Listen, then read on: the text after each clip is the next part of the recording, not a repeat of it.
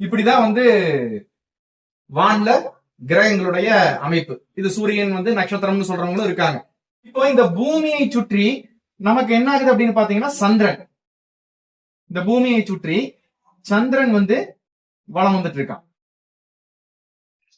இந்த சந்திரன் அடிப்படையா வச்சுதான் நம்ம என்ன பண்றோம் அப்படின்னா இந்த கிரகங்களை நம்ம ஜோதிட கட்டத்துல அமைக்கிறோம். சரியா? ஏன்னா நாம் அதை ஏற்கனவே சொல்லியிருக்கோம், நமக்கு எது துணைக்கோளோ அந்த துணைக்கோளினுடைய உதவியோடு, இப்ப நமக்கு துணைக்கோள் பாத்தீங்கன்னா சந்திரன் தான்.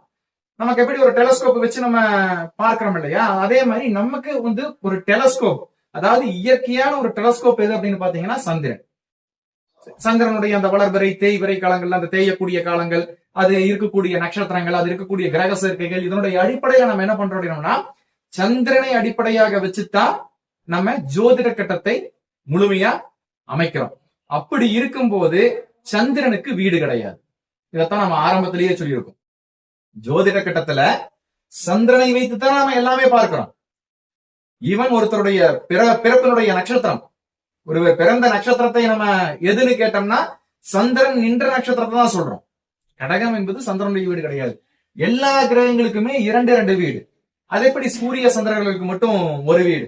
இன்னும் சொல்ல போறதுன்னா சூரியன் தான் இருக்கிறதே ரொம்ப பவர்ஃபுல்லான கிரகம். அதனுடைய அடிப்படையில தான் சுத்தி எல்லாமே வளம் வந்துட்டு இருக்கு. அப்படி இருக்கும்போது சனிக்கே 2 வீடு,